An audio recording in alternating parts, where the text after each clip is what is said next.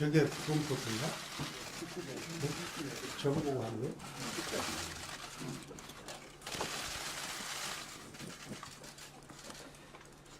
자, 시작.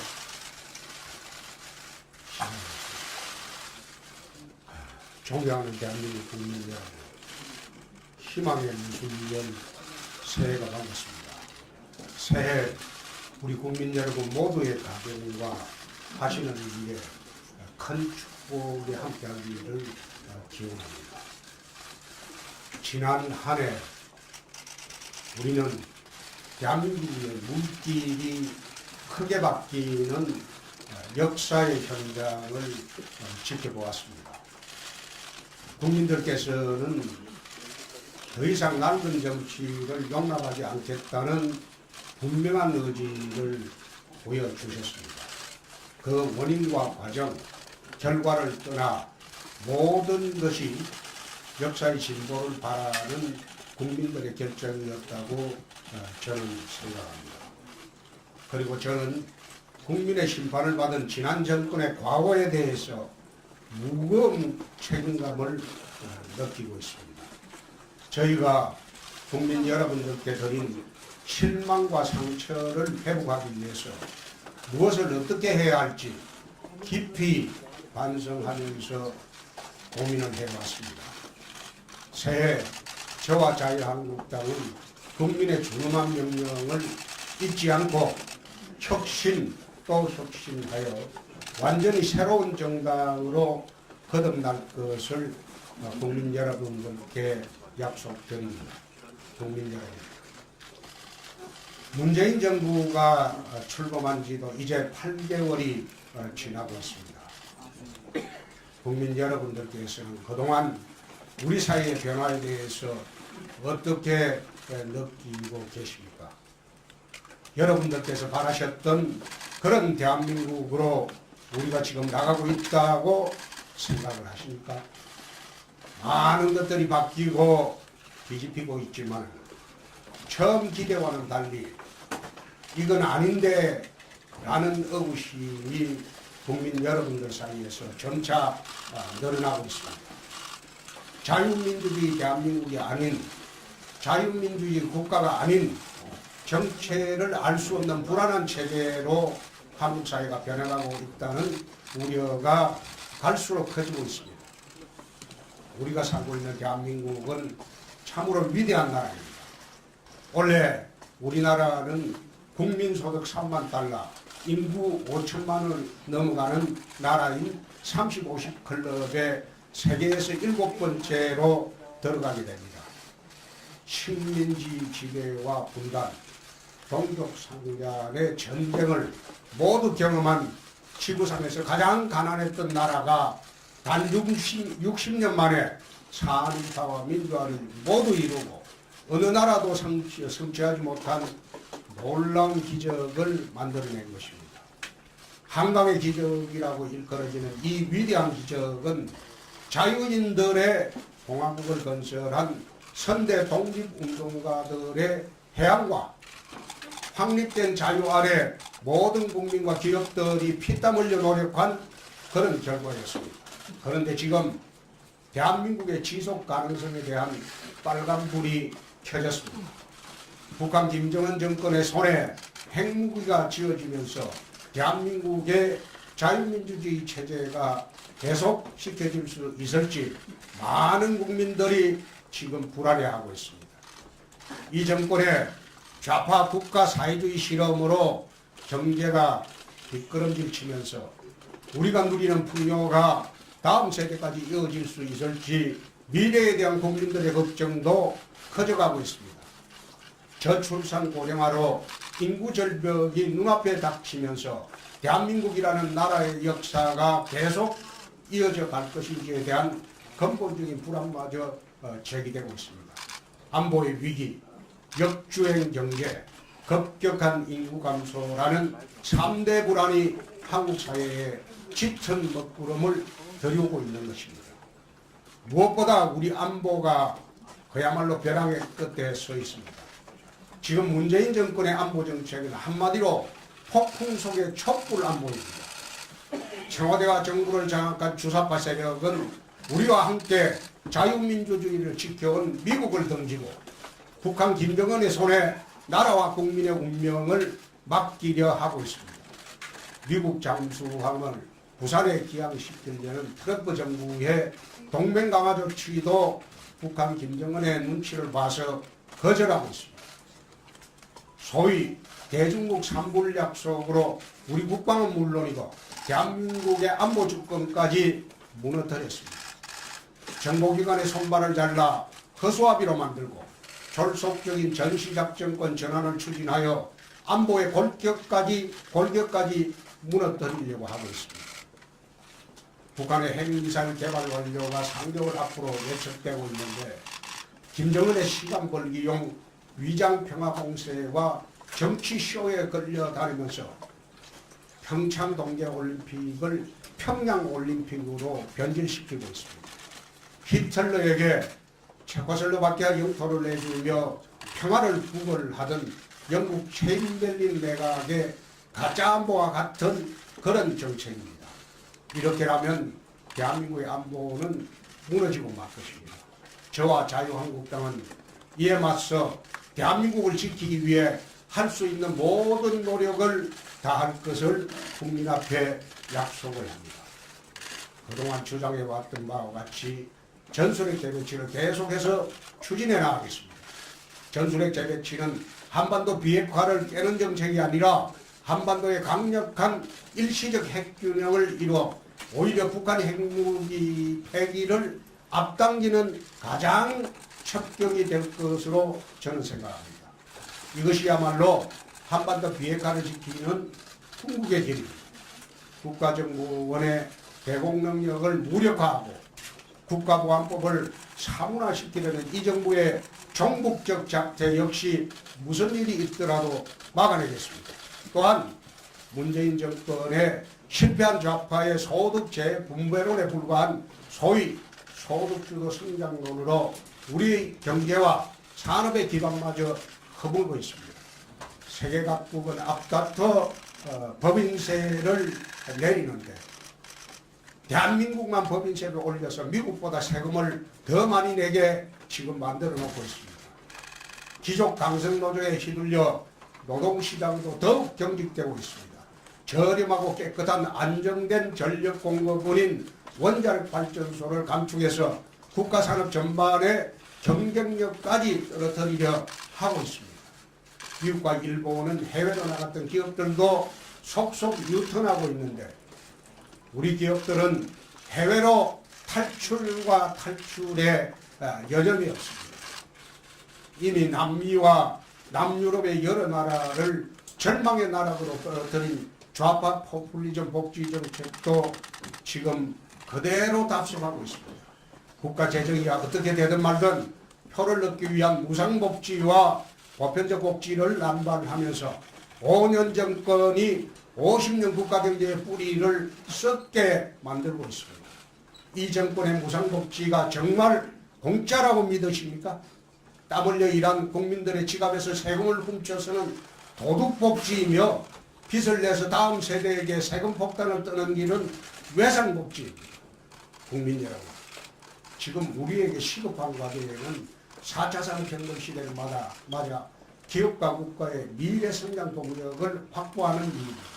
산업구조조정, 노동시장 개혁, 자본시장 개혁이라는 3대 경제혁신의 톱니바퀴를 정교하게 맞추어서 하루속히 성장의 궤도로 되돌아가야 합니다. 경쟁력을 잃어가는 전통산업 가운데 첨단산업과 결합시켜 살릴 산업은 적극적으로 지원을 하고 생존이 불가능한 산업들은 아무리 힘들어도 정리를 해야 합니다. 산업구조조정을 뒷받침하면서 동시에 우리 금융의 경쟁력을 높일 수 있도록 자본시장 개혁도 하루빨리 서둘러야 합니다. 노동 유연성 없이는 혁신 성장이 불가능합니다. 노동개혁 시급한 과제입니다. 저와 자유한국당은 문재인 정권이 시작도 하지 못하고 있는 경제 분야 3대 혁신을 앞장서서 추진해 나가겠습니다. 특히 유럽의 병자였던 독일을 구해낸 하르츠 개혁을 모델로 하여 노동 유연성을 확보하면서도 우리 현실에 맞게 사회 안전망을 강화하는 한국형 하르처 개혁 노동개혁 모델을 만들어 나가겠습니다. 나라의 미래를 좀먹는 이 정권의 복지 포퓰리즘도 막아내겠습니다. 저와 자유한국당 역시 서민복지 확대에 반대하지는 않습니다. 다만 도움이 필요하지 않는 국민들에게까지 돈을 뿌려서 표를 사는 잘못된 포퓰리즘 복지 정책은 바로잡아야 합니다. 남미의 자원부국 베네수엘라, 남유럽의 부국이었던 그리스가 왜 오늘과 같은 처지가 됐는지 우리는 분명히 기억해야 합니다. 국가가 감당할 수 있는 범위에서 필요한 국민에게 우선적인 지원이 이루어질 수 있도록 복지의 원칙을 새롭게 세우겠습니다. 아동수당, 보육료, 가정보육수당, 자녀소득공제, 근로장려세제 등 재반수당과 세제 혜택을 재설계해서 불필요한 낭비를 줄이겠습니다. 대상을 확대하면서도 가구소득에 따른 차등적 지원을 시행해서 꼭 필요한 국민에게 충분히 지원이 돌아가도록 그런 정책을 만들겠습니다. 존경하는 국민 여러분, 저출산 고령화에 따른 인구 절벽 문제는 대한민국의 지속 가능성에 가장 큰 위협이 되고 있습니다. 2006년부터 무려 150조 원이 넘는 예산을 쏟아부었지만 여전히 결혼율과 출산율은 바닥을 치고 있습니다. 산발적인 부처 정책으로는 한계가 있다는 것이 확인되었기 때문에 보육과 교육은 물론 취업과 창업, 거주에 이르기까지 종합적으로 인구 감소에 대응할 범정부 컨트롤 타워가 필요합니다. 무엇보다 우리보다 참 먼저 인구 감소를 겪은 일본은 인구 1억을 지키자는 의미의 1억 총활약 담당상을 만들었습니다. 우리의 저출산 고령화 속도가 일본보다 훨씬 빠른 만큼 당 차원에서 인구전담부처의 신설을 추진하겠습니다. 안보, 경제, 인구의 3대 불안을 해결하기 위해서는 무엇보다 문재인 대통령을 비롯한 이 정권의 핵심 인사들의 상황인식과 정책 기조부터 바뀌어야 합니다. 국민의 불안을 가중시키고 나라의 미래를 어둡게 만드는 철진한 좌파 국가사회주의와 추사파칙 사고에서 하루속히 벗어나기를 진심으로 촉구합니다. 존경하는 국민 여러분, 새해 자유한국당은 중산층과 서민을 위한 민생정당으로서의 혁신을 가장 큰 목표로 하고 있습니다. 국민의 삶을 돌보는데 소홀했던 보수 정권의 실패를 반성하면서 민생을 온 정책에 최우선에 두는 따뜻한 혁신을 계속해 나갈 것입니다. 그러나 분명한 사실은 문재인 정권의 좌파 민생 정책으로는 국민의 삶이 나아지기는커녕 오히려 악화될 수밖에 없다는 것이 지금의 현실입니다. 국민 여러분께 묻겠습니다. 이 정권 들어와서 실제로 형편이 나아지신 분은 보셨습니까? 청년 실업률을 비롯한 대부분의 경제 지표가 악화 일로에 있고 많은 국민들의 삶이 갈수록 어려워지고 있습니다.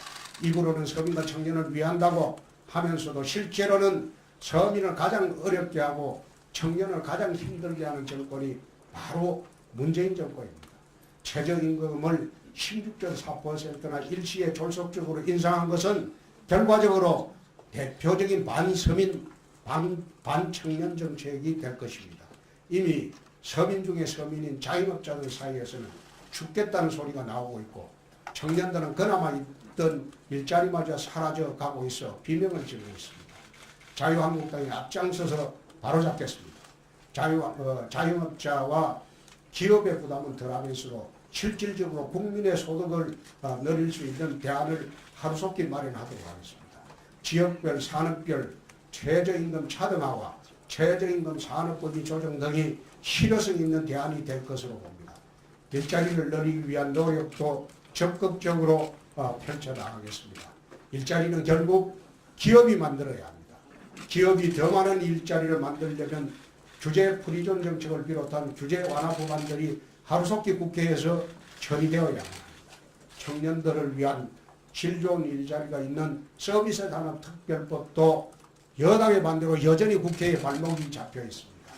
기업들의 숨통을 틔우고 청년 일자리가 많이 늘어날 수 있도록 법안 처리에 최선을 다하겠습니다. 저와 자유한국당은 기업과 개인의 자유를 최대한 보장하고 동시에 엄격한 사회적 책임을 부과함으로써 공정한 동반 성장이 이루어지는 사회를 만들어 나가도록 하겠습니다. 대입 정시 축소, 사고시 폐지, 유치원 영어 교육 금지 등과 같은 기회의 사다리를 끊는 이 정권의 정책들을 막아내고 누구에게나 공정한 기회가 돌아가는 사회를 만드는 데에도 강력을 집중할 것을 약속드립니다. 국민 여러분, 저는 오늘 한국 사회가 안고 있는 모든 혼란과 퇴행의 원인은 바로 이 정권의 좌파 국가 사회주의라고 생각을 합니다. 피땀 흘려 노력한 여자 아이스하키 선수들의 출전 기회를 빼앗아 정부 방침위한 맥락으로 남북 단일팀을 강요하는 것이야말로 국가를 위해 개인이 희생하라는 전형적인 국가주의 산물입니다. 10년 가까이 많은 강원도민과 국민들이 열심히 올림픽을 준비했는데 한마디 국민적 논의도 없이 금강산에서 전야제를 열고 태극기도 예국가도 없는 올림픽 경기를 만드는 것 역시 국가가 정했으니 국민은 무조건 따르라는 국가주의의 결과물입니다. 희망을 잃은 청년들이 미래를 바라보며 가상화폐 투자에 뛰어들었는데 강압적인 규제와 오락가락 정책으로 빚더미에 앉혀놓은 것도 개인의 자유와 책임을 무시하고 국가가 개인의 삶까지 규제하겠다는 교조적 국가주의가 빚어낸 비극입니다.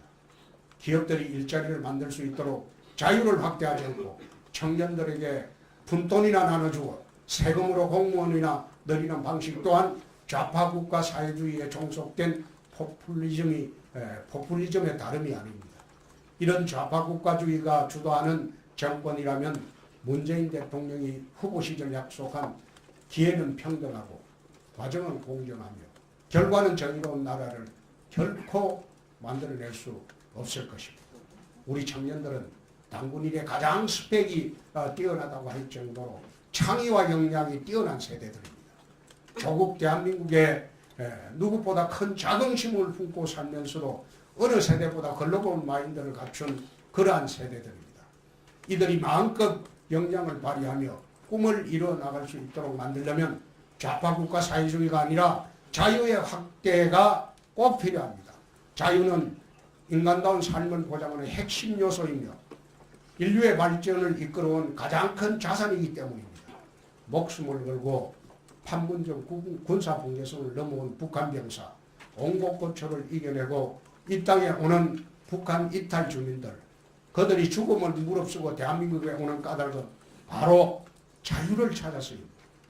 2차 대전 이후 동시에 체제 경쟁에서 서방이 완성을 거둔 것도 자유라는 강력한 발전 동력을 가지고 있었기 때문입니다. 그런데 문재인 정권은 우리 대한민국 체제에서 자유를 삭제하려고 하고 있습니다. 바로 이 정권이 하고 있는 개헌 시도입니다. 대한민국을 건국하고 발전시켜온 자유민주주의에서 자유를 삭제하고 민주주의만 넣겠다는 것이 이 정권과 좌파학자들이 주도하는 헌법 개정안의 핵심입니다. 북한의 공식 명칭이 조선민주주의 인민공화국이라는 점에서 보듯 자유가 빠진 민주주의는 북한과 다를 바 없습니다. 국민들은 단지 정권교체를 명령한 것뿐인데 이들은 체제교체를 시도하고 있습니다. 그래놓고 자기들끼리 만든 사회주의 헌법을 통과시키기 위해 졸속적으로 지방선거에 얹혀서 투표를 하려고 하고 있습니다. 각 지역의 통장들을 동원해서 개헌 서명을 받는 관제개헌까지 밀어붙이고 있습니다. 저 역시 헌법 개정의 필요성은 인정을 합니다. 그러나 자유민주주의를 부정하는 현 정권의 개헌 시도는 결코 받아들일 수 없으며 이를 관철시키기 위한 지방선거 동시투표도 강력하게 반대를 합니다. 자유한국당은 자유민주주의를 지키면서 시대의 변화에 맞는 합리적 개헌안을 곧 마련할 것이며 이를 토대로 연내 개헌이 이루어질 수 있도록 노력하겠습니다. 존경하는 국민 여러분, 이제 6.13 지방선거가 5개월도 채 남지 않았습니다. 이번 지방선거는 대한민국을 망치는 문재인 정권의 좌파 폭주에 맞서 국민 여러분들의 삶을 지키는 선거입니다. 자유한국당이 무너지면 이 정권은 좌파 폭주를 넘어서 좌파 광풍으로 대한민국의 존립 기반까지 흔들려고 할 것입니다. 아직 이 정권의 국정과제 1호가 적폐청산에 머물러 있는 것도 대한민국 보수 우파의 실현을 말리고 좌파 핵심 세력들에 맞서온 국가공권력의 고유 기능을 해체하며 그들이 바라는 체제로 이 나라를 바꿔나가기 위해서입니다. 그동안 저희 자유한국당이 모자라고 잘못했던 일들 뼈아프게 반성을 하고 있습니다. 국민 여러분들께서 다시는 실망을 드리는 일이 없도록 모든 것을 완전히 새롭게 바꿔나가도록 하겠습니다. 문재인 정권은 여전히 과거의 적폐청산에 머물러 있지만 우리 자유한국당은 미래로 나아가겠습니다. 국민의 삶에 정말 필요한 혁신적인 지방정책들을 만들고 이를 실천하는 데 모든 힘을 쏟겠습니다. 나라를 지키고 다음 세대의 미래를 지킨다는 마음으로 자유한국당을 지지해 주실 것을 간곡히 호소드립니다. 우리 모두 위대한 대한민국을 지키고 다음 세대가 더욱 위대한 대한민국을 만들어갈 수 있도록 힘을 합쳐 나가도록 하십시다. 2002년 대한민국을 외치면서 사강신화를 만들어냈던 그 붉은 악마의 혼으로 다시 무장을 하고 대한민국의 자긍심을 다시 한번 크게 일으키도록 하십시다. 새해 복 많이 받으시고 뜻하시는 일 모두 잘 이루시기를 기원합니다. 감사합니다. 이어서 언론인 여러분들과 질의응답 시간을 갖겠습니다. 손을 들어주시면 홍준표 대표께서 직접 지명하시면 저희들이 마이크를 가져가도록 하겠습니다. 이하 진행은 홍준표 대표께서 직접 하시겠습니다. 이제 이 앞에 분들이 조금 그만 찍으세요. 질의응답이 잘 안 돼요. 자, 좀 비켜주세요.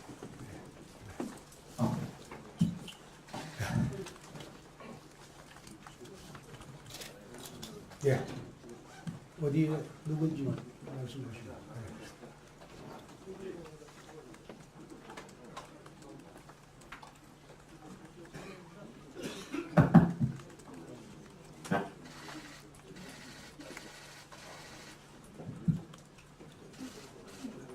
육성으로 해요. 예. 육성으로. 네, CBS 이동주 기자입니다. 하나만 여쭤보려고요. 어제 통합신당 쪽에서 합당한다는 기자회견을 했었는데 지방선거를 앞두고 서울시장 후보군 가지고 좀 야당에서 자유한국당은 사실 좀 어땠으면 인맥난을 좀 겪고 있다고 이런 말이 나오잖아요. 혹시 지방선거 때 보수 야권 후보 단일화 혹시 후보군이 있다면 어느 정도 생각하고 계신지 그리고 없다면 후보 단일화를 할 생각이 있으신지 하나만 여쭤볼게요. 자유한국당의 이름으로 생각으로 선거를 합니다. 미니 정당과는 연대가 없습니다. 자.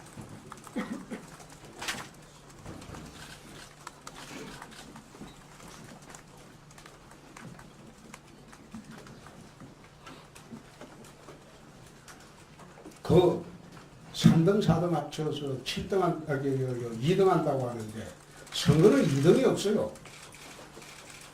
우리는 지금 1등 하려고 하는 거예요. 3등, 4등 합치면 7등입니다.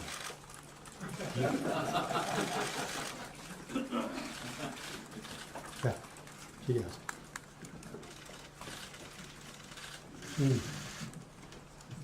연합뉴스 이슬입니다. 지방선거 얘기가 나와서 질문을 드리는데요. 지금 일단 가장 관심 높은 서울시장의 경우에는 홍정구 부회장이 일단은 보류하는 모양새를 취했는데 계속 우리 당에서는 그러니까 한국당에서 설득을 하실 생각이 있으신지 아니면 또 다른 후보군을 생각해 놓은 분이 있으신지 좀 궁금합니다.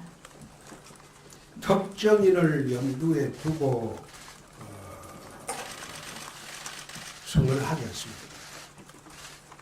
서울시장 후보군에 다른 사람도 있습니다. 홍정욱 전 의원은 원오브 대리.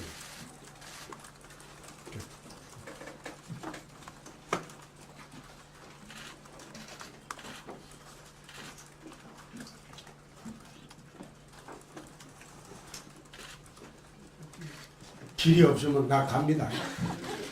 카메라 뒤쪽에서 지금 네. 영민경 기자, 네. 강민경 기자. 네, 연합뉴스 TV 강민경입니다. 연합뉴스 방금 했는데. 연합뉴스 TV입니다. 아, TV. 네. 예, 예. 계속 지방선거 얘기 나와서 추가로 여쭤보는데요. 지난번에 대표님께서 6석 지방선거 계속 확보하신다고 얘기를 하셨는데 그렇습니다. 지금 인재 영입에 조금 어려움을 겪고 있다는 얘기가 나오고 있는데 그 6석은 여전히 유효하신지 그걸 좀 여쭤보려고 합니다. 더 할 수도 있습니다. 6석은 마지노고 17군데 광역단체를 돌아보니까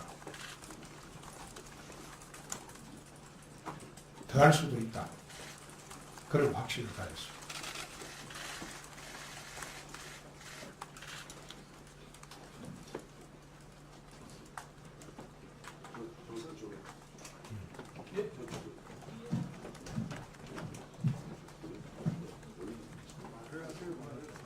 네, 한국경제신문 박종필 기자입니다. 일단은 지금 대표님 대구시장 선거 같은 경우에는 지금 여러 가지 김부겸 장관의 대항마로 한국당에서 좀 출중한 사람이 녹아냈다 보니까 현직 시장 외에 또 대표님이 또 언급되는 경우도 있고 대표님께서 직접 광역시장에 출마해야 되는 거 아니라는 요구가 있는 것으로 알고 있습니다. 이거에 대해서 좀 어떤 생각을 가지고 계신지 궁금하고 또 하나는 최근에 지금 조직위원장이 임명이 됐습니다. 그런데 또 일각에서는 좀 많은 분들을 한꺼번에 6개월도 안 되는 짧은 시간 내에 또 선거를 치러야 되다 보니까 또 지금 조직 정비가 좀 어려울 수 있지 않겠냐라는 우려도 있는데요. 이런 두 가지 두 가지 부분에 대해서 어떻게 생각하시는지 궁금합니다. 대구시장 같은 경우에는 우리가 서울시장은 내어줘도 회복할 기회가 있지만 대구시장을 내어주게 되면 자유한국당은 문을 닫아야 돼요. 그렇기 때문에 대구시장 문제는 자유한국당으로서는 내줄 수 없는 그런 자리입니다. 아마 민주당의 모 장관이 출마 여부 갖고 지금 고심을 하고 있는 모양인데 3월 13일이 공직사태 마지막 시한입니다. 공직사태 마지막 시한까지 지켜보고 우리 후보를 결정을 할 겁니다. 대구는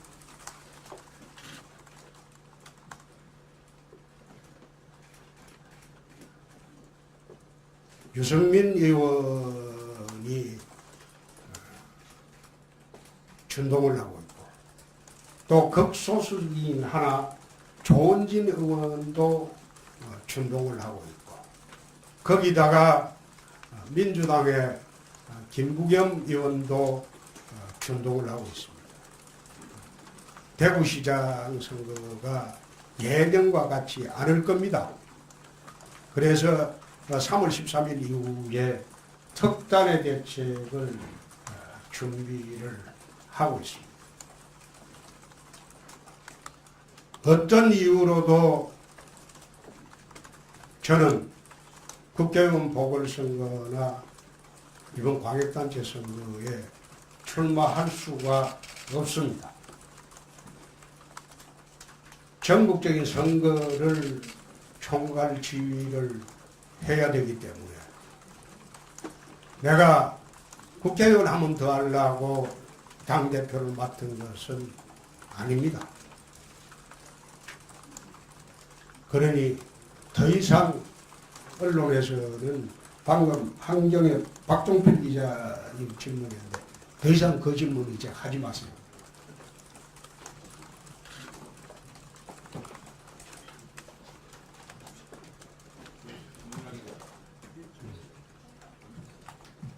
뉴시스 정민아 기자입니다. 그 당내 인재난 때문에 현역 의원들도 차출해서 전략적으로 내보내실 생각이 있는지나 평양 올림픽이라고 하셨는데 그 올림픽 개막식이나 경기를 뭐 참가하실 단전을 하실 생각이 있는지. 야당이다 보니까 들어오실 분들이 보복이 두려워서 못 들어오는 경우가 많습니다. 지금 전국적으로 우리 당 후보가 될 만한 분들에 대한 내사 수사가 이루어지고 있습니다. 예를 들어서 경남 사천에 무소속으로 있던 사천시장이 입당하자마자 경찰이 압수수색을 들어갔어요. 전국적으로 그렇습니다. 사장개들 내세워가지고 전국적으로 우리 후보자들을 내사 수사를 하고 있어요. 또 유력 후보도 들어올 만한 후보도 주저하고 의사표명을 못하는 것이, 사업을 하고 있는 사람은 거의 입당을 주저하고 있습니다. 업체가 세무조사나 수사당할 우려가 있기 때문에 이 정권이 하는 일이 그겁니다. 그래서 인재난을 겪고 있다, 그렇게 보시면 됩니다. 그러나 현역위원 차출은 본인이 스스로 나오지 않는 한 현역위원 차출은 하지 않습니다. 현역위원 차출을 안 하더라도 외부에서도 선거에 이길 만한 사람들이 아직도 있습니다. 분위기가 달라지면 더 많은 사람들이 들어올 것으로 저는 봅니다. 현재 접촉하고 있는 사람들이 많습니다. 올림픽. 네, 올림픽 문제는 내 인천대에 가서 평창올림픽을 평양올림픽이라고 명명을 했습니다. 올림픽은 DJ 노무현 시절에 2번에 걸쳐서 동계올림픽 유치를 실패를 했습니다. 그런데 제가 당대표 되자마자 이명박 대통령이 적극적으로 노력을 해서 평창올림픽 유치했습니다. 그리고 유치 직후부터 지금까지 우리가 주도를 해서 KTX 강릉 가는 것도 단선을 복선으로 만들었고 제2영동고속도로도 우리가 다 했습니다. 저들이 한 게 하나도 없습니다. 그런데 밥상을 다 차려놓으니까 숟가락 들고 나타나서 그 숟가락조차도 푸겨주고 있어. 나는 거기에 동의하기 어렵습니다. 과거 남북대화 때 국민들이 감동의 감흥을 느꼈지만 지금 아무런 감동도 느끼지 않고 감흥도 느끼지 않습니다. 어제 어떤 북한 여성이 내려왔는데 밥을 뭐 먹냐? 그게 기사가 되고, 또 가지고 온 핸드백이 얼마짜리냐? 그게 또 방송의 소재가 되고, 내가 그거 쳐다보면서 참 할 일도 저렇게 없나? 한국 언론이라는 사람들. 기가 막힌 노릇입니다. 이게 북의 체제 선전장이지 어떻게 이게 대한민국 평창올림픽입니까? 이렇게 만들어 놓는 것이 나중에 북의 핵의 완성을 도와주는 시간이 된다면 이 정권은 역사의 죄인이 될 거예요. 네.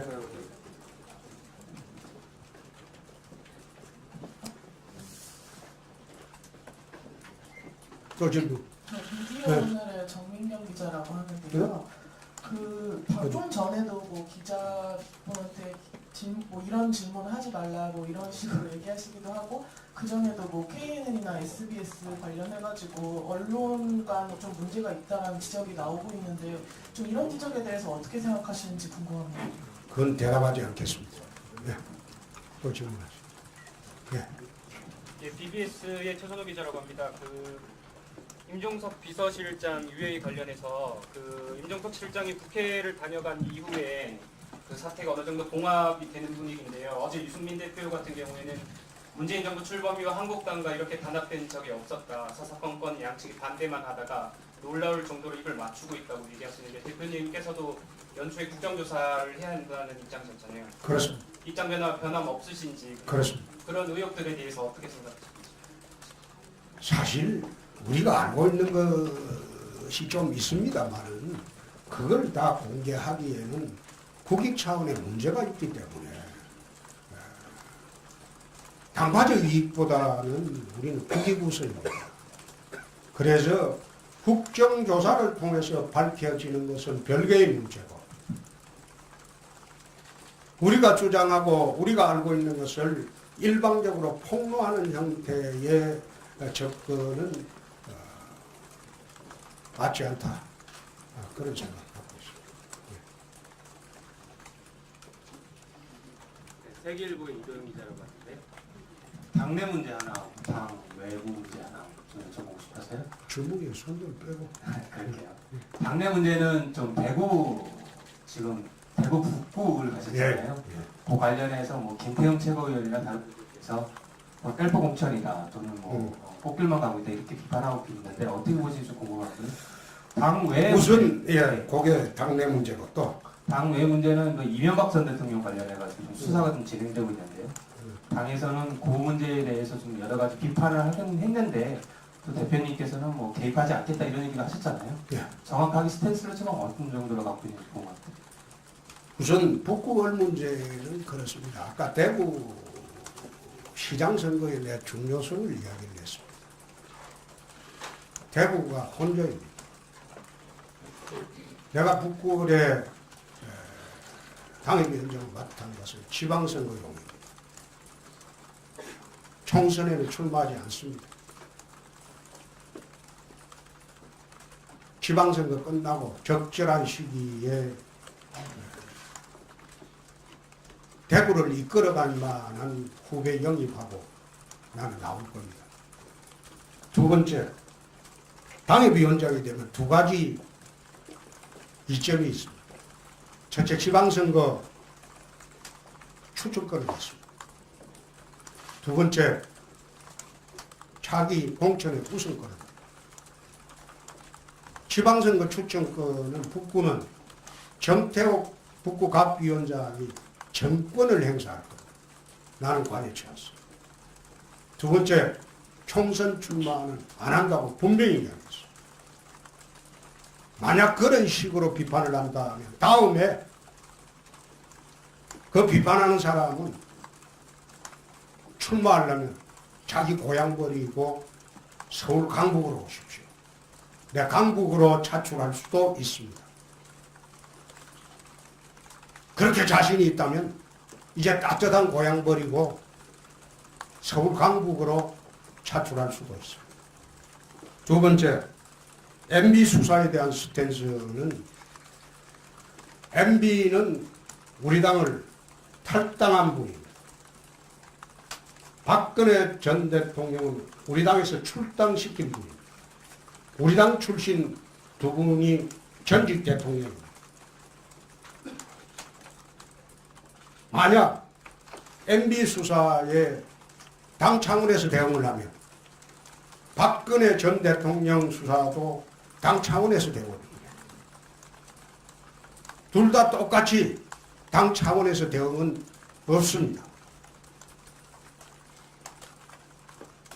우리 당 출신 대통령은 동등하게 대접을 할 수밖에 없습니다. 개인적으로는 대표 개인적으로는 옛날에 형님하고 하던 사이니까 개인적인 의견은 저는 할 수 있다고 봐요. 그러나 장 차원의 대응은 없습니다. 예컨대 우리 의원들이 경찰총장실로 집단 항의를 간다는 거예요. 그렇게 하면 당 차원에 돼요. 내가 그거 없다고 했습니다. 그런 식으로 대응하지 않는다. 서두에 이야기했듯이 탄핵에 대한 반성도 오늘 서두에 시작하면서 바로 했습니다. 탄핵이 정치적으로는 할 수 있었을지 모르나 현재의 사법적인 탄핵 절차는 잘못됐다고 내가 수없이 이야기를 했습니다. 대선 때도 그래 이야기했습니다. 그렇지만은 돌이킬 수가 없는 탄핵을 우리가 받아들일 수밖에 없는 그런 정치적 현실이 있습니다. 그래서 오늘 시작하면서 탄핵에 대한 우리 입장도 밝혔습니다. 자, 요 기자분, 여자 기자분, 그건 어디지? 아까 전환점이 올 거라고 하셨는데 그 전환점 계기가 구체적으로 뭐가 될지 평소 5월 얘기를 하셨는데 어떻게 될 거라고 보시는지 첫 번째로 궁금하고요. 두 번째로는 검찰이 정권 하수인 노릇을 하고 있다고 비판하면서도 검찰개혁이 소극적이지 않느냐 이런 얘기를 듣고 있는데 지난 대선 시절에 정책 공약으로 가장 처음 내놓은 것이 검찰개혁이었고 당시에는 개헌을 통해 경찰의 독자 영장 청구권을 주겠다고 하셨습니다. 공수처 설치는 반대하되 검경 수사권 조정으로 검찰개혁을 하면 된다 이렇게 주장을 하셨는데 장제원 사개특위 간사는 경찰에는 수사권을 줄 수 없다고 하고 있습니다. 결국 검찰 개혁을 안 하겠다는 것인지 당시 공약을 뒤집겠다는 것인지 이런 의문이 나올 수밖에 없는데 어떻게 보시는지. 어디라고 그랬죠? 한결의 정유경입니다. 응? 한결의 정유경입니다. 예. 전환점 문제는 우리가 예상하고 있는 게 몇 가지가 있습니다. 있지만은 오늘 이야기하는 것은 부적절하기 때문에 이야기를 안 하도록 하겠습니다. 분명히 전환점은 옵니다. 어느 매체에서는 자기 체면이라고 하는데 그런 식으로 폄하하기도 하는데 나는 그렇게 보지 않습니다. 아마 지금 여의도판에서 선거를 가장 많이 해본 사람 중에 하나가 홍준표입니다. 큰 선거를 많이 해봤어요. 작은 선거도 많이 해봤어요. 선거에 하나의 흐름이 있습니다. 그리고 대한민국은 지금 경량 속에 있습니다. 경랑 속에 있습니다. 절대 이 정부 지지가 지금처럼 가지 않으려고 합니다. 두 번째, 지금 여론조사의 문제점은 내가 오늘 아침에도 페이스북에 썼습니다. 국정여론조사라는 게 있습니다. 아마 100억이 넘을 거예요. 국정여론조사를 맡은 업체는 일반 여론조사를 하는 것은 전부 관제 여론조사. 그거 안 해줬으면 합니다. 자기들은 국정여론조사만 맡아도 일반 여론조사 안 해도 먹고 살 수 있습니다. 돈 앉아서 벌 수 있어요. 이 정부의 국정여론조사를 맡은 업체들은 일반 여론조사 해가지고 국민들 상대로 기만과 술수로 조사 결과 발표 안 했으면 합니다. 여러분들이 한번 취재해 보시죠. 내 말이 거짓인가? 자, 또 MB 수사 검찰개혁이죠. 검찰개혁은 우리가 일관되게 내가 이야기하는 것은 검경 수사권 조정입니다. 일본 같은 경우에 예를 들겠습니다. 일본에서 가장 일본 국민들로부터 신뢰받는 조직이 검찰과 경찰입니다. 그런데 일본 검찰과 경찰이 왜 일본 국민들로부터 신뢰를 받고 있느냐? 그것은 사실상 상명하복이 아닌 상호감시체제입니다. 검찰이 경찰 감시하고 경찰이 검찰 감시하고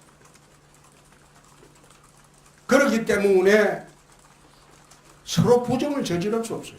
서로가 잘못된 청구 수사를 할 수가 없어요. 그래서 우리가 검찰 개혁이라고 하는 것은 그 모든 것이 검찰에 집중이 되면 문제가 큽니다. 그럼 공수처를 만든다. 공수처는 내 민변검찰청이라고 했습니다. 민변 사람 동원해가지고 새로운 검찰청을 자기들 검찰청을 만들겠다는 겁니다. 그럼 공수처가 잘못하면 공수처 위에 공공공수처를 또 만듭니까? 새로운 검찰청에 불과합니다. 그런데 그것이 마치 검찰개혁의 상징인 양 국민들을 현혹하고 있는데 공수처를 가진 나라가 아프리카에도 없습니다. 세계 어디 있습니까? 그런 이상한 논리로 그걸 검찰개혁으로 호도하는 거. 난 검찰권 독점적인 권한 주는 거 반대합니다. 검찰개혁의 본질은 현재 있는 검경수사권 조정과 개헌 시에 경찰한테 직접 영장 청구권을 주는 것이 그것이 검찰개혁의 본질입니다. 그게 지난 대선 때부터 지금까지 일관된 주장입니다. 예, 또, 예. 저 국제신문 정옥재 기자인데요. 예. 아, 됐어. 다 돌려. 대표님께서 맨날 가면 지역에 가서 들으시는 얘기 말씀이시지만은 그 부산시장 뭐 지금 그대로 가시는 건지 아니면 여기 가시는 건지 아니면 경남지사는 또 여러 사람이 불출마한다고 하시는데 대책이라든지 이런 거 방안이라든지 이런 거. 제가 경선을 이야기한 것은 TK 지역밖에 이야기하지 않았습니다. TK 지역은 시장이나 경북도지사 될 분들이 줄지어 출마 선언을 하고 있기 때문에 거기는 경선을 하지 않을 도리가 없다. 부산시장 선출 방법에 대해서는 한마디를 한 일이 없습니다. 경선은 중앙당 공천관리위원회에서 정하는 거예요. 그런데 1, 2%, 2, 3% 안 되는 후보자가 나와서 경선 요구한다고 해서 경선시켜주는 게 아닙니다. 경선이 되려면 흥행이 돼야 돼요. 의미 없는 경선을 해가지고 그게 무슨 흥행이 됩니까? 그래서 광역단체장 같은 경우에는 의미 없는 경선은 하지 않는다는 것. 그건 당의 일관된 방침일 뿐만 아니라 저 개인의 생각입니다. 앞으로 공천관리위원회 구성되더라도 우리가 야당이기 때문에 그건 불가피합니다. 경선에 누구나 나갈 당원이라면 자격은 있죠. 근데 컷오프라는 게 괜히 있습니까? 경선을 붙이려면 팽팽해야죠. 아예 경쟁의 대상이 안 되는데 1, 2%, 2, 3% 가지고 부산시장 하겠다. 그거는 경선을 붙이면 유력 후보를 상처를 주는 그런 장을 마련해 주는 겁니다. 그래서 그런 경선은 하지 않겠다는 게 그거는 당의 기본 방침이고 우리가 야당이 되었기 때문에 그건 도리가 없습니다.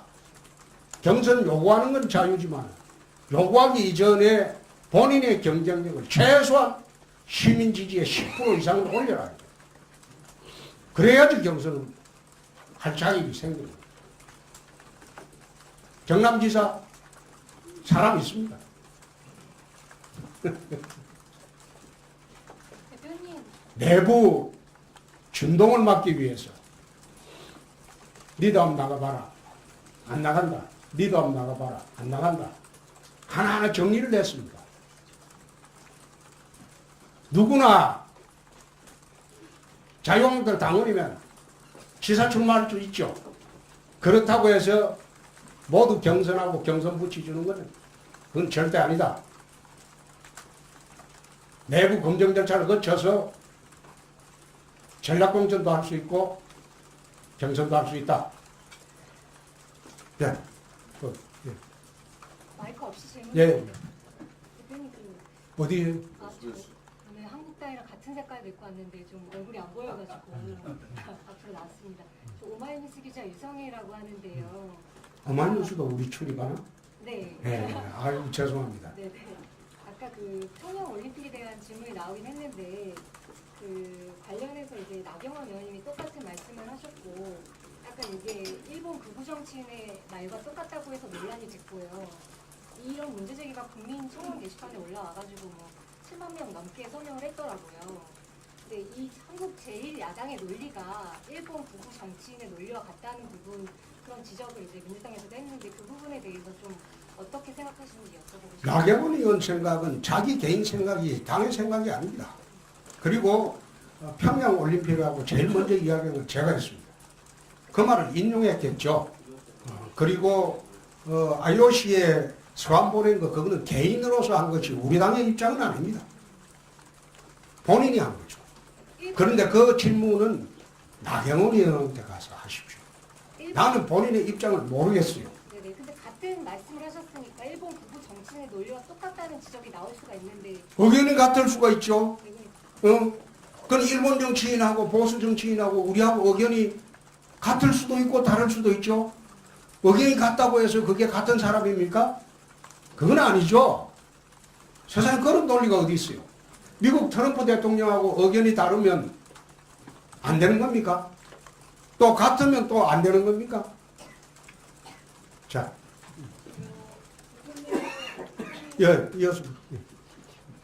네, 문화일보 이은지입니다. 방금도 약간 말씀을 좀 세게 해주셨는데 평소에 대표님이 약간 막말 논란에 많이 입장이셨잖아요. 뭐 바퀴벌레니 뭐 페이스북 통해서 항상 어떤 말씀을 하실까 기자들도 굉장히 주목하고 있는데 이제 지방선거도 앞두고 있고 조금 말씀을 순화하실 생각이나 그런 막말 비판에 대해서 어떻게 생각하시는지. 바퀴벌레가 막말이 아닙니다. 막말한 사례를 내 이야기해 주면 내가 대답할게요. 내가 막말한 거 어떤 게 막말입니까? 또 이야기해 보세요. 많아가지고가 아니고 그게 이야기를 해보세요. 말을 갖다가 가장 아픈 말은 팩트입니다. 상대방이 가장 가슴에 상처받는 것은 팩트입니다. 허위로 이야기를 하면 절대 상처를 안 받습니다. 그런데 팩트를 이야기할 때 가장 가슴에 상처를 많이 받습니다. 그걸 막말이라고 하죠. 그게 철부지들은 막말로 보이는 거죠. 자, 또. 대표님. 대표님 안녕하세요. SBS 이세영 기자라고 합니다. 회견 중에 들어온 소식이어서 좀 안 돼요. 그 검찰이 이상득 전 의원 그 자택을 지금 압수수색에 들어갔다고 하는데 아까 대표님께서 이제 당 차원에서는 대응은 없지만 개인적인 의견이 있을 수 있다고 하셔서 좀 개인적으로 어떻게 보시는지 여쭤보고 싶습니다. 그분 나이가 80입니다. 징역 살고 나왔고 또 저축은행 사건으로 1년 3개월을 또 받았습니다. 이번에 세 번째입니다. 국민들이 판단하는 거죠. 나이 80대 노인을 징역 한 번 살렸고 또 1년 3개월 받아가지고 지금 대법원인가 재판대기 중이고 거기에 또 압수수색해가지고 할 일이 있다면 그건 국민이 판단하는 문제겠죠. 예. 예. 질문하는 게 아까 했잖아. 예, 안 했어요. 아직 안 했는데. 어. 팩트 이원석 기자라고 하는데요. 아까 그 막말과 관련해서 팩트를 말씀하시는 거라고 하셨는데 지난주 제가 서울시당 그 행사장에 갔었는데 조국인지 타국인지 사법시험 뭐 붙은 한 때문에 뭐 그렇게 한다 그렇게 말씀하셨는데 그게 팩트가 아닌 걸로 많이 보도되고 있더라고요. 그게 그렇습니다. 사법시험 응시했냐 안 했냐 그렇게 이야기한 게 통과하지 못한이라고 말을 했습니다. 네? 통과하지 못했잖아요. 본인이 봤는지 안 봤는지는 본인의 자유지만 내가 그 시비 나올 것 같아서 용어를 사법시험 떨어졌다는 말 한 일이 없습니다. 사법시험 통과하지 못한 한이라고 했습니다. 내가 보기는 그렇다는 겁니다. 거십이 나올 것 같아서 말을 정확하게 하겠습니다.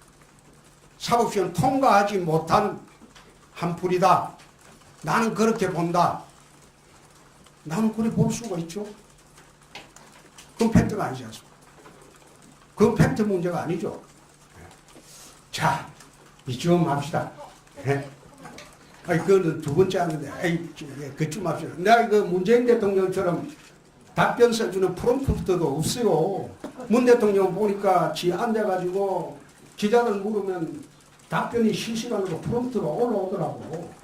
그런데 나는 지금 내 혼자 답변해야 되니까, 이 TVN에서는 지방선거 프레임을 대헌대 소환 세력의 대결이라고 했는데 대표님은 프레임 참 어리석다.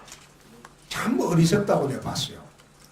이 헌법은 87년 체제의 산물입니다. 자기들이 영화 보고 울었다는 87년 체제의 민주화 헌법입니다. 그런데 민주화 헌법은 호언을 해야 되겠죠. 그렇죠?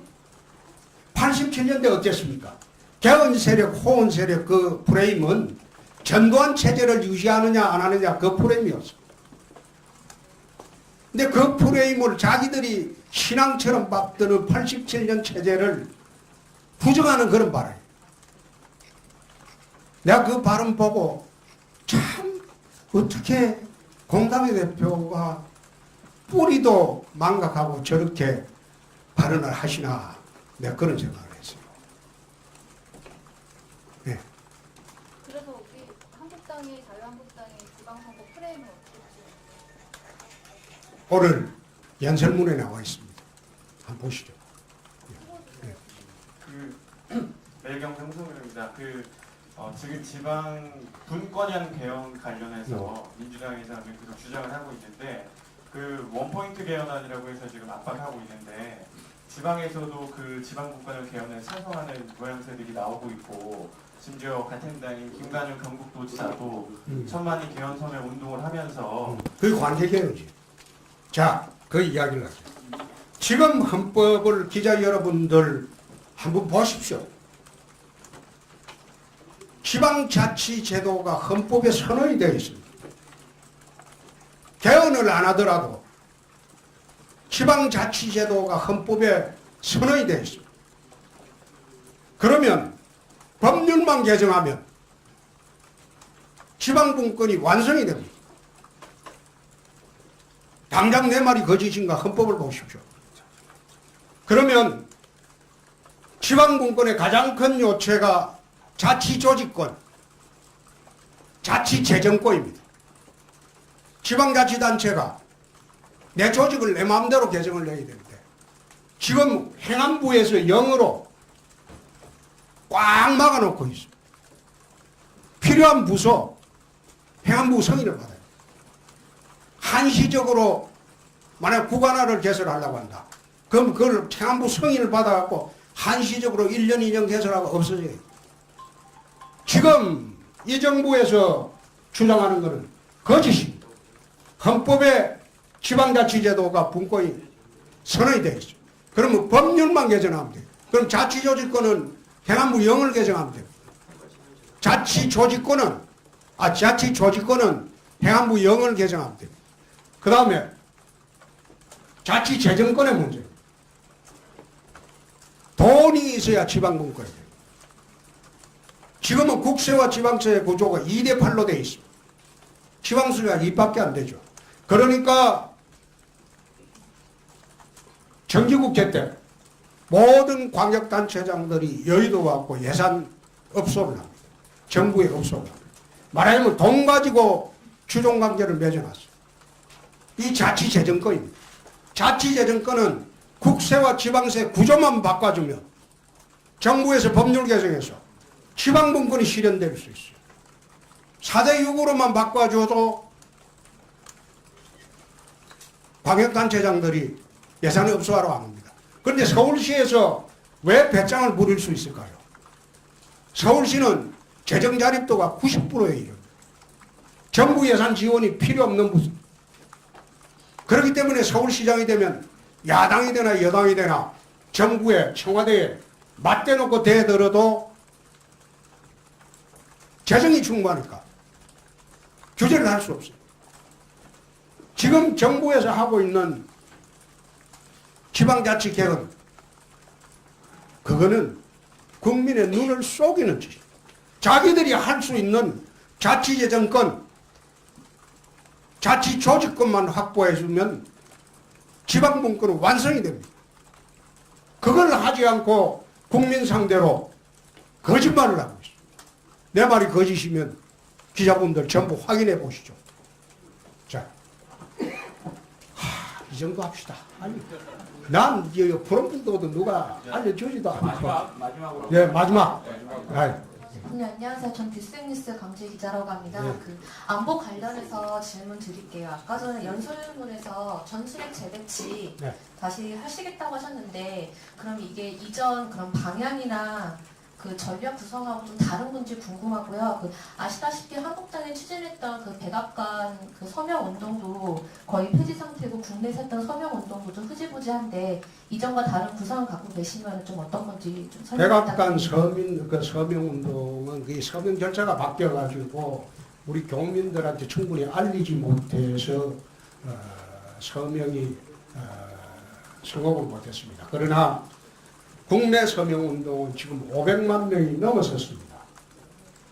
500만 명이 넘어서서 전 국민의 10%가 전술핵 재배치를 서명을 완료했습니다.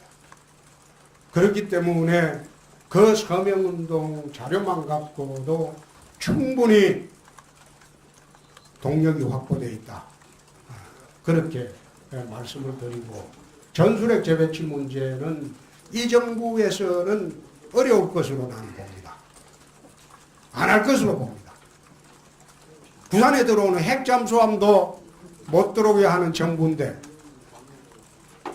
전술핵 재배치를 할 리가 있겠습니까?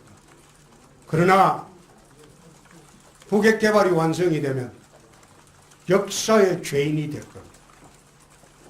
자, 이제 그만하도록 하겠습니다. 이상으로 시청 기자회견을 마치겠습니다. 네. 감사합니다. 국민 여러분, 감사합니다. 종북적 작태 역시 무슨 일이 있더라도 막아내겠습니다.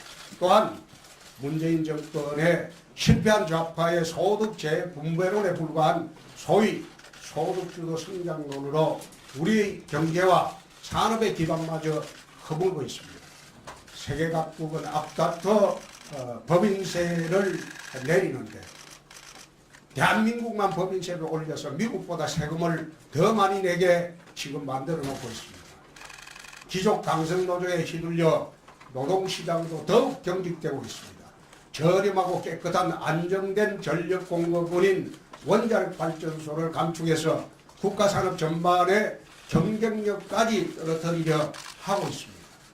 미국과 일본은 해외로 나갔던 기업들도 속속 유턴하고 있는데 우리 기업들은 해외로 탈출과 탈출에 여념이 없습니다.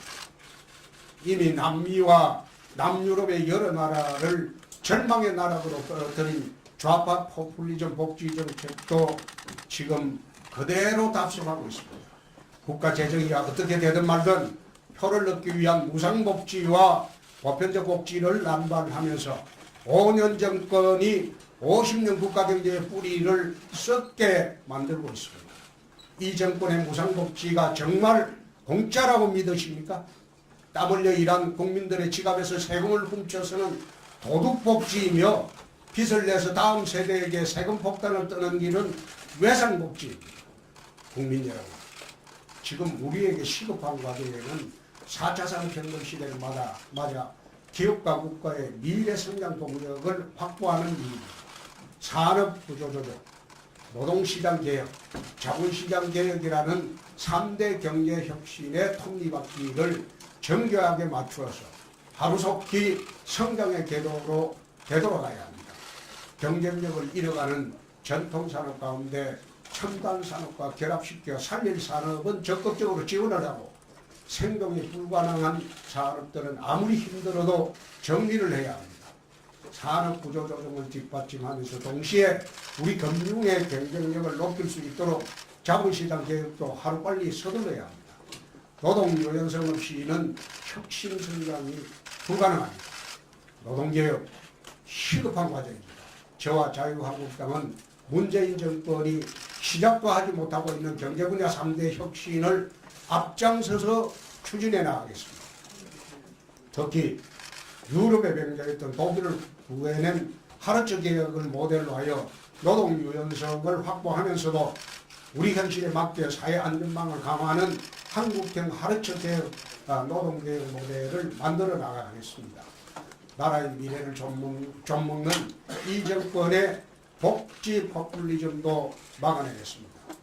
저와 자유한국당 역시 서민복지 확대에 반대하지는 않습니다. 다만 도움이 필요하지 않는 국민들에게까지 돈을 뿌려서 표를 사는 잘못된 포퓰리즘 복지 정책은 바로잡아야 합니다.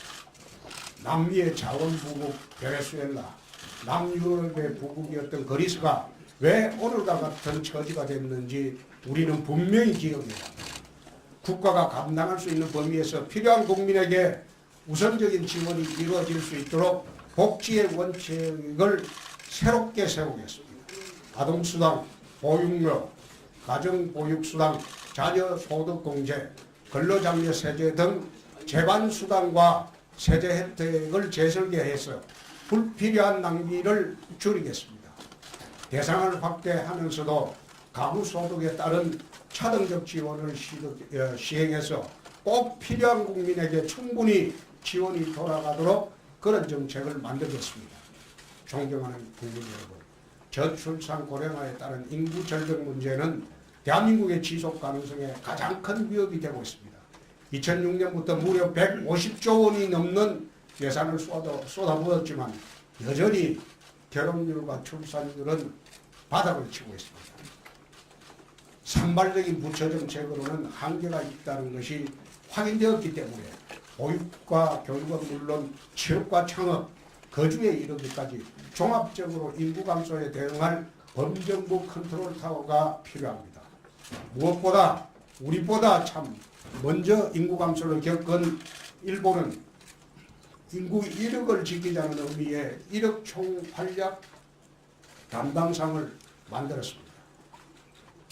우리의 저출산 고령화 속도가 일본보다 훨씬 빠른 만큼 당 차원에서 인구전담부처의 신설을 추진하겠습니다. 안보, 경제, 인구의 3대 불안을 해결하기 위해서는 무엇보다 문재인 대통령을 비롯한 이 정권의 핵심 인사들의 상황인식과 정책 기조부터 바뀌어야 합니다. 국민의 불안을 가중시키고 나라의 미래를 어둡게 만드는 철진한 좌파 국가사회주의와 추사파칙 사고에서 하루속히 벗어나기를 진심으로 촉구합니다. 존경하는 국민 여러분, 새해 자유한국당은 중산층과 서민을 위한 민생정당으로서의 혁신을 가장 큰 목표로 하고 있습니다. 국민의 삶을 돌보는 데 소홀했던 보수 정권의 실패를 반성하면서 민생을 온 정책의 최우선에 두는 따뜻한 혁신을 계속해 나갈 것입니다. 그러나 분명한 사실은 문재인 정권의 좌파 민생 정책으로는 국민의 삶이 나아지기는커녕 오히려 악화될 수밖에 없다는 것이 지금의 현실입니다. 국민 여러분께 묻겠습니다. 이 정권 들어와서 실제로 형편이 나아지신 분은 보셨습니까? 청년 실업률을 비롯한 대부분의 경제 지표가 악화 일로에 있고 많은 국민들의 삶이 갈수록 어려워지고 있습니다. 입으로는 서민과 청년을 위한다고 하면서도 실제로는 서민을 가장 어렵게 하고 청년을 가장 힘들게 하는 정권이 바로 문재인 정권입니다. 최저임금을 16.4%나 일시에 졸속적으로 인상한 것은 결과적으로 대표적인 반서민, 반청년 정책이 될 것입니다. 이미 서민 중에 서민인 자영업자들 사이에서는 죽겠다는 소리가 나오고 있고 청년들은 그나마 있던 일자리마저 사라져 가고 있어 비명을 지르고 있습니다. 위대한 대한민국을 지키고 다음 세대가 더욱 위대한 대한민국을 만들어 갈 수 있도록 힘을 합쳐 나가도록 하십시다. 2002년 대한민국을 외치면서 4강 신화를 만들어냈던 그 붉은 악마의 호두로 다시 무장을 하고 대한민국의 자긍심을 다시 한번 크게 일으키도록 하십시다. 새해 복 많이 받으시고 또 다시는 일 모두 잘 이루시기를 기원합니다. 감사합니다. 이어서 언론인 여러분들과 질의응답 시간을 갖겠습니다. 손을 들어주시면 홍준표 대표께서 직접 지명하시면 저희들이 마이크를 가져가도록 하겠습니다. 이하 진행은 홍준표 대표께서 지켜하시겠습니다. 이제 이 앞에 분들이 조금 그만 찍어서 질의응답인 줄 알았는데 자, 좀 비켜주세요.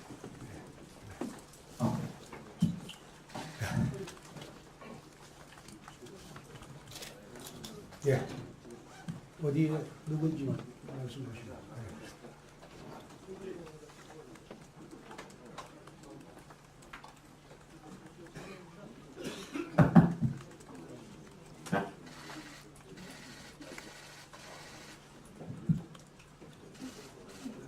육성으로 해요. 예. 육성으로. 네, CBS 이동주 기자입니다. 하나만 여쭤보려고요. 어제 통합신당 쪽에서 합당한다는 기자회견을 했었는데 지방선거를 앞두고 서울시장 후보군을 가지고 야당에서 자유한국당은 사실 좀 밖에서는 인맥난을 좀 겪고 있다고 이런 말이 나오잖아요. 혹시 지방선거 때 보수 야권 후보 단일화 혹시 후보군이 있다면 어느 정도 생각하고 계신지, 그리고 없다면 후보 단일화를 할 생각이 있으신지 하나만 여쭤볼게요. 자유한국당의 이름으로 생각으로 선거를 합니다. 미니 정당과는 연대가 없습니다. 자.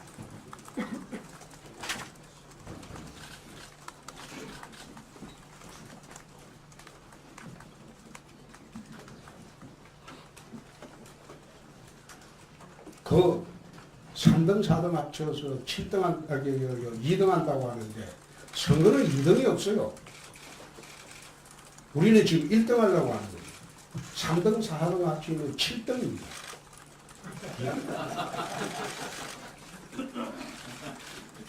자, 질의하세요.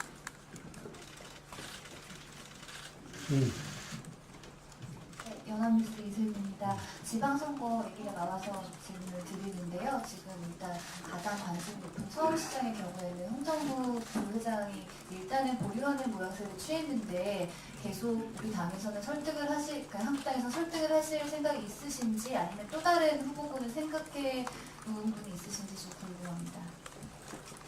특정인을 염두에 두고 선거를 하지 않습니다. 서울시장 후보군에 여러 사람도 있습니다. 홍정욱 전 의원은 원오브 된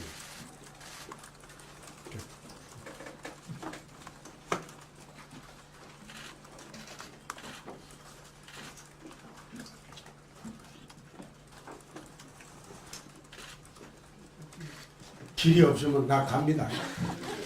카메라 뒤쪽에서 네.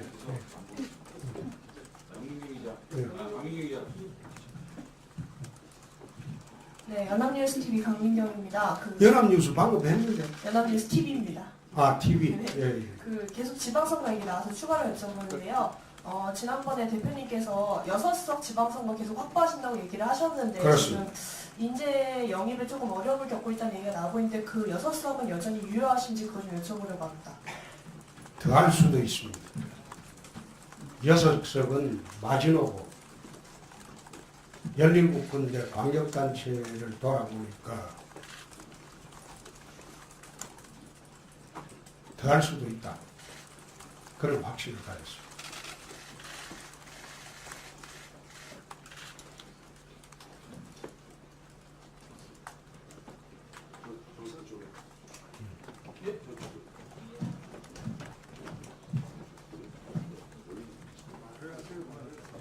네, 한국경제신문 박종필 기자입니다.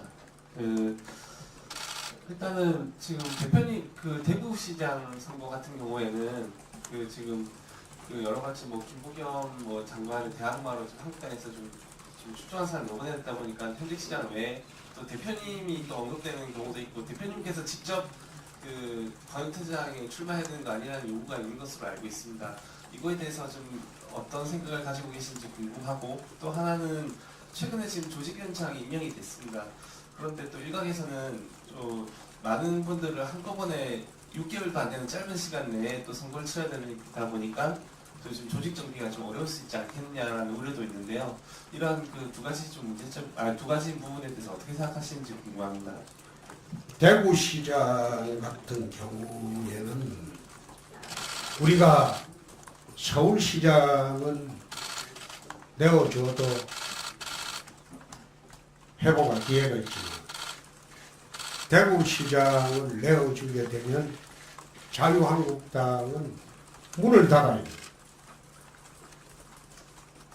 그렇기 때문에 대구시장 문제는 자유한국당으로서는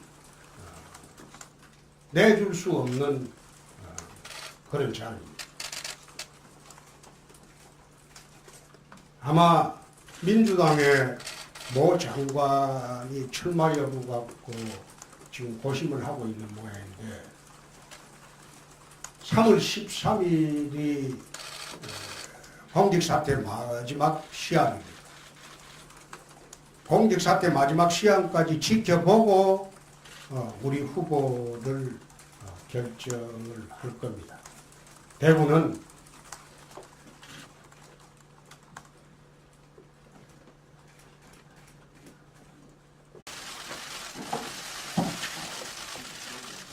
저게 프롬프트인가? 저거 보고 하는 거예요?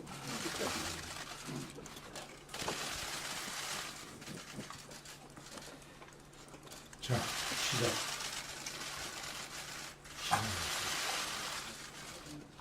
존경하는 대한민국 국민 여러분, 희망의 무술년 새해가 반갑습니다. 새해 우리 국민 여러분 모두의 가정과 하시는 일에 큰 축복이 함께하기를 기원합니다. 지난 한 해 우리는 대한민국의 물길이 크게 바뀌는 역사의 현장을 지켜보았습니다. 국민들께서는 더 이상 낡은 정치를 용납하지 않겠다는 분명한 의지를 보여주셨습니다. 그 원인과 과정, 결과를 떠나 모든 것이 역사의 진보를 바라는 국민들의 결정이었다고 저는 생각합니다. 그리고 저는 국민의 심판을 받은 지난 정권의 과거에 대해서 무거운 책임감을 느끼고 있습니다. 저희가 국민 여러분들께 드린 실망과 상처를 회복하기 위해서 무엇을 어떻게 해야 할지 깊이 반성하면서 고민을 해왔습니다. 새해 저와 자유한국당은 국민의 준엄한 명령을 잊지 않고 혁신 또 혁신하여 완전히 새로운 정당으로 거듭날 것을 국민 여러분들께 약속드립니다. 국민 여러분, 문재인 정부가 출범한 지도 이제 8개월이 지나고 있습니다. 국민 여러분들께서는 그동안 우리 사회의 변화에 대해서 어떻게 느끼고 계십니까? 여러분들께서 바라셨던 그런 대한민국으로 우리가 지금 나가고 있다고 생각을 하십니까? 많은 것들이 바뀌고 뒤집히고 있지만 처음 기대와는 달리 이건 아닌데 라는 의구심이 국민 여러분들 사이에서 점차 늘어나고 있습니다. 자유민주주의 대한민국이 아닌 자유민주주의 국가가 아닌 정체를 알 수 없는 불안한 체제로 한국 사회가 변해가고 있다는 우려가 갈수록 커지고 있습니다. 우리가 살고 있는 대한민국은 참으로 위대한 나라입니다. 원래 우리나라는 국민소득 3만 달러, 인구 5천만을 넘어가는 나라인 30-50 클럽에 세계에서 7번째로 들어가게 됩니다. 식민지 지배와 분단, 동족 상간의 전쟁을 모두 경험한 지구상에서 가장 가난했던 나라가 단 60년 만에 산업화와 민주화를 모두 이루고 어느 나라도 성취하지 못한 놀라운 기적을 만들어낸 것입니다.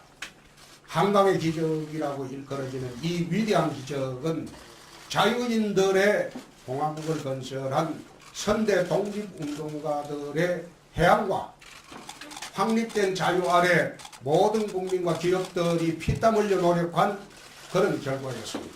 그런데 지금 대한민국의 지속 가능성에 대한 빨간불이 켜졌습니다. 북한 김정은 정권의 손에 핵무기가 쥐어지면서 대한민국의 자유민주주의 체제가 계속 지켜질 수 있을지 많은 국민들이 지금 불안해하고 있습니다. 이 정권의 좌파 국가 사회주의 실험으로 경제가 뒷걸음질 치면서 우리가 누리는 풍요가 다음 세대까지 이어질 수 있을지 미래에 대한 국민들의 걱정도 커져가고 있습니다.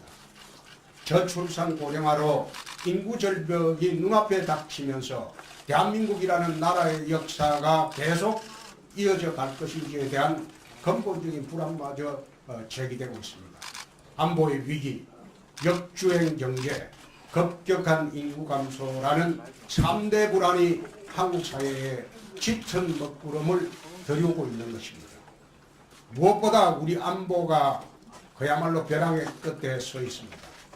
지금 문재인 정권의 안보 정책은 한마디로 폭풍 속의 촛불 안보입니다.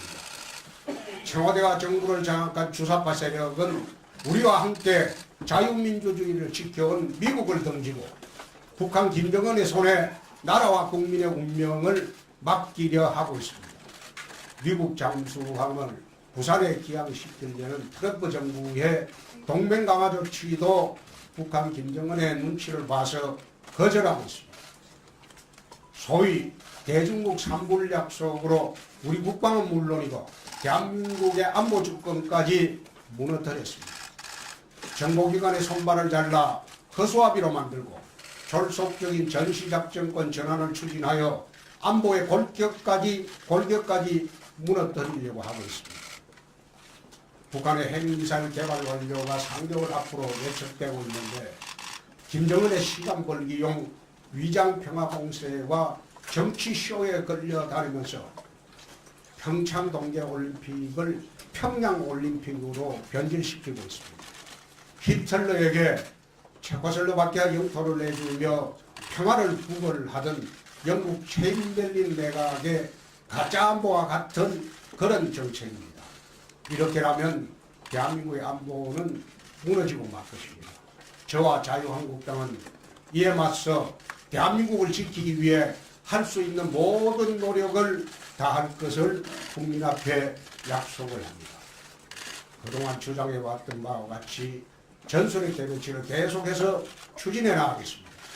전술핵 재배치는 한반도 비핵화를 깨는 정책이 아니라 한반도의 강력한 일시적 핵균형을 이루어 오히려 북한의 핵무기 폐기를 앞당기는 가장 첩경이 될 것으로 저는 생각합니다. 이것이야말로 한반도 비핵화를 지키는 궁극의 길입니다. 국가정보원의 대공 능력을 무력화하고 국가보안법을 사문화시키려는 이 정부의 자유한국당이 앞장서서 바로잡겠습니다. 자영업자와 기업의 부담은 덜하면서도 실질적으로 국민의 소득을 늘릴 수 있는 대안을 하루속히 마련하도록 하겠습니다. 지역별, 산업별 최저임금 차등화와 최저임금 산업법인 조정 등이 실효성 있는 대안이 될 것으로 봅니다. 일자리를 늘리기 위한 노력도 적극적으로 펼쳐나가겠습니다. 일자리는 결국 기업이 만들어야 합니다. 기업이 더 많은 일자리를 만들려면 규제 프리존 정책을 비롯한 규제 완화 법안들이 하루속히 국회에서 처리되어야 합니다. 청년들을 위한 질 좋은 일자리가 있는 서비스 단합 특별법도 여당의 반대로 여전히 국회에 발목이 잡혀 있습니다. 기업들의 숨통을 틔우고 청년 일자리가 많이 늘어날 수 있도록 법안 처리에 최선을 다하겠습니다. 저와 자유한국당은 기업과 개인의 자유를 최대한 보장하고 동시에 엄격한 사회적 책임을 부과함으로써 공정한 동반 성장이 이루어지는 사회를 만들어 나가도록 하겠습니다. 대입 정시 축소, 사고고시 폐지, 유치원 영어교육 금지 등과 같은 기회의 사다리를 끊는 이 정권의 정책들을 막아내고 누구에게나 공정한 기회가 돌아가는 사회를 만드는 데에도 당력을 집중할 것을 약속드립니다. 국민 여러분, 저는 오늘 한국 사회가 안고 있는 모든 혼란과 퇴행의 원인은 바로 이 정권의 좌파 국가 사회주의라고 생각을 합니다. 피땀 흘려 노력한 여자 아이스하키 선수들의 출전 기회를 빼앗아 정부 방침이란 명목으로 남북 단일팀을 강요하는 것이야말로 국가를 위해 개인이 희생하라는 전형적인 국가주의 산물입니다. 10년 가까이 많은 강원도민과 국민들이 열심히 올림픽을 준비했는데 한마디 국민적 논의도 없이 금강산에서 전야제를 열고 태극기도 예국가도 없는 올림픽 경기를 만드는 것 역시 국가가 정했으니 국민은 무조건 따르라는 국가주의의 결과물입니다. 희망을 잃은 청년들이 미래를 바라보며 가상화폐 투자에 뛰어들었는데 강압적인 규제와 오락가락 정책으로 빚더미에 앉혀놓은 것도 개인의 자유와 책임을 무시하고 국가가 개인의 삶까지 규제하겠다는 교조적 국가주의가 빚어낸 비극입니다. 기업들이 일자리를 만들 수 있도록 자유를 확대하지 않고 청년들에게 푼돈이나 나눠주고 세금으로 공무원이나 늘리는 방식 또한 좌파 국가 사회주의에 종속된 포퓰리즘의 다름이 아닙니다. 이런 좌파 국가주의가 주도하는 정권이라면 문재인 대통령이 후보 시절 약속한 기회는 평등하고 과정은 공정하며 결과는 정의로운 나라를 결코 만들어낼 수 없을 것입니다. 우리 청년들은 당군 일에 가장 스펙이 뛰어나다고 할 정도로 창의와 역량이 뛰어난 세대들입니다. 조국 대한민국에 누구보다 큰 자긍심을 품고 살면서도 어느 세대보다 글로벌 마인드를 갖춘 그러한 세대들입니다. 이들이 마음껏 역량을 발휘하며 꿈을 이루어 나갈 수 있도록 만들려면 좌파 국가 사회주의가 아니라 자유의 확대가 꼭 필요합니다. 자유는 인간다운 삶을 보장하는 핵심 요소이며 인류의 발전을 이끌어온 가장 큰 자산이기 때문입니다. 목숨을 걸고 판문점 군사붕괴선을 넘어온 북한 병사, 온곡고초를 이겨내고 이 땅에 오는 북한 이탈 주민들, 그들이 죽음을 무릅쓰고 대한민국에 오는 까닭은 바로 자유를 찾았습니다. 2차 대전 이후 동시에 체제 경쟁에서 서방이 완성을 거둔 것도 자유라는 강력한 발전 동력을 가지고 있었기 때문입니다. 그런데 문재인 정권은 우리 대한민국 체제에서 자유를 삭제하려고 하고 있습니다. 바로 이 정권이 하고 있는 개헌 시도입니다. 대한민국을 건국하고 발전시켜온 자유민주주의에서 자유를 삭제하고 민주주의만 넣겠다는 것이 이 정권과 좌파학자들이 주도하는 헌법 개정안의 핵심입니다. 북한의 공식 명칭이 조선민주주의 인민공화국이라는 점에서 보듯 자유가 빠진 민주주의는 북한과 다를 바 없습니다. 국민들은 단지 정권 교체를 명령한 것뿐인데 이들은 체제 교체를 시도하고 있습니다. 그래놓고 자기들끼리 만든 사회주의 헌법을 통과시키기 위해 졸속적으로 지방선거에 얹혀서 투표를 하려고 하고 있습니다. 각 지역의 통장들을 동원해서 개헌 서명을 받는 관제개헌까지 밀어붙이고 있습니다. 저 역시 헌법 개정의 필요성은 인정을 합니다. 그러나 자유민주주의를 부정하는 현 정권의 개헌 시도는 결코 받아들일 수 없으며 이를 관철시키기 위한 지방선거 동시투표도 강력하게 반대를 합니다. 자유한국당은 자유민주주의를 지키면서 시대의 변화에 맞는 합리적 개헌안을 곧 마련할 것이며 이를 토대로 연내 개헌이 이루어질 수 있도록 노력하겠습니다. 존경하는 국민 여러분, 이제 6.13 지방선거가 5개월도 채 남지 않았습니다. 이번 지방선거는 대한민국을 망치는 문재인 정권의 좌파 폭주에 맞서 국민 여러분들의 삶을 지키는 선거입니다. 자유한국당이 무너지면 이 정권은 좌파 폭주를 넘어서 좌파 광풍으로 대한민국의 존립 기반까지 흔들려고 할 것입니다. 아직 이 정권의 국정과제 1호가 적폐청산에 머물러 있는 것도 대한민국 보수 우파의 실현을 말리고 좌파 핵심 세력들에 맞서온 국가공권력의 고유 기능을 해체하며 그들이 바라는 체제로 이 나라를 바꿔나가기 위해서입니다. 그동안 저희 자유한국당이 모자라고 잘못했던 일들 뼈아프게 반성을 하고 있습니다. 국민 여러분들께서 다시는 실망을 드리는 일이 없도록 모든 것을 완전히 새롭게 바꿔나가도록 하겠습니다. 문재인 정권은 여전히 과거의 적폐청산에 머물러 있지만 우리 자유한국당은 미래로 나아가겠습니다. 국민의 삶에 정말 필요한 혁신적인 지방정책들을 만들고 이를 실천하는 데 모든 힘을 쏟겠습니다. 나라를 지키고 다음 세대의 미래를 지킨다는 마음으로 자유한국당을 지지해 주실 것을 간곡히 호소드립니다. 우리 모두 유승민 의원이 준동을 하고 있고 또 극소수인 하나 조은진 의원도 준동을 하고 있고 거기다가 민주당의 김부겸 의원도 준동을 하고 있습니다. 대구시장 선거가 예년과 같지 않을 겁니다. 그래서 3월 13일 이후에 특단의 대책을 준비를 하고 있습니다. 어떤 이유로도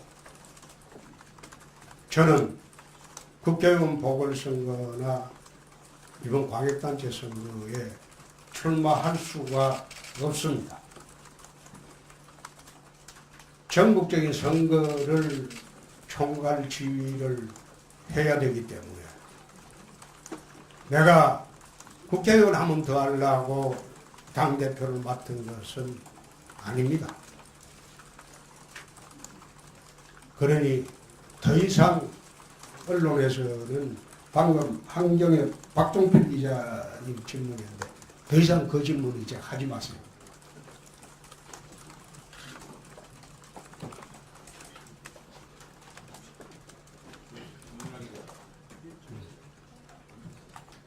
뉴시스 정민아 기자입니다. 그 당내 인재난 때문에 현역 의원들도 차출해서 전략적으로 내보내실 생각이 있는지나 평양 올림픽이라고 하셨는데 올림픽 개막식이나 경기를 참가하실 단전을 하실 생각이 있는지. 야당이다 보니까 들어오실 분들이 보복이 두려워서 못 들어오는 경우가 많습니다. 지금 전국적으로 우리 당 후보가 될 만한 분들에 대한 내사 수사가 이루어지고 있습니다.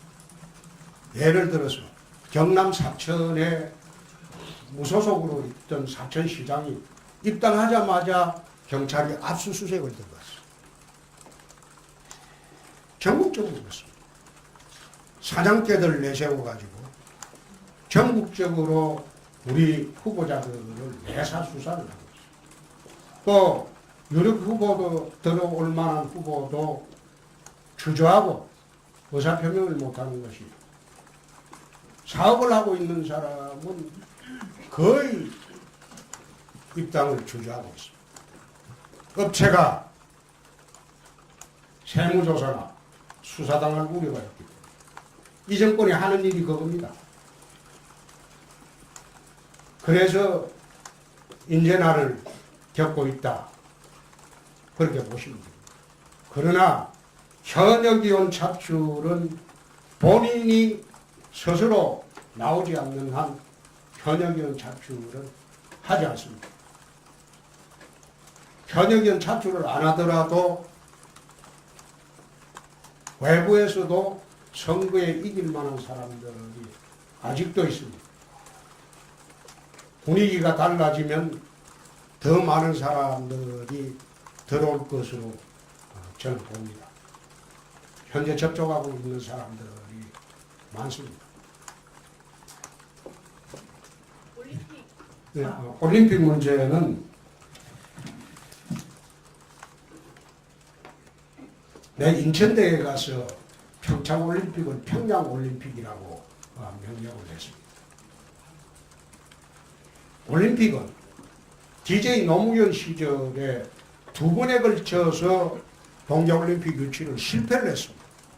그런데 제가 당대표 되자마자 이명박 대통령이 적극적으로 노력을 해서 평창올림픽 유치했어요.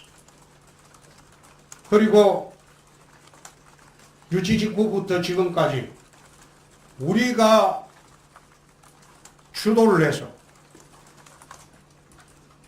KTX 강릉 가는 것도 단선을 복선으로 만들었고 제2영동고속도로도 우리가 다 했습니다. 저들이 한 게 하나도 없습니다. 그런데 밥상을 다 차려놓으니까 숟가락 들고 나타나서 그 숟가락조차도 푸겨주고 있어. 나는 거기에 동의하기 어렵습니다. 과거 남북대화 때 국민들이 감동의 감흥을 느꼈지만 지금 아무런 감동도 느끼지 않고 감흥도 느끼지 않습니다. 어제 어떤 북한 여성이 내려왔는데 밥을 뭐 먹냐? 그게 기사가 되고 또 가지고 온 핸드백이 얼마짜리냐? 그게 또 방송의 소재가 되고 내가 그거 쳐다보면서 참 할 일도 저렇게 없나? 한국 언론이라는 사람 기가 막힌 노릇입니다. 이게 북의 체제 선전장이지 어떻게 이게 대한민국 평창올림픽입니까? 이렇게 만들어 놓는 것이 나중에 북의 핵의 완성을 도와주는 시간이 된다면 이 정권은 역사의 죄인이 될 겁니다. 네.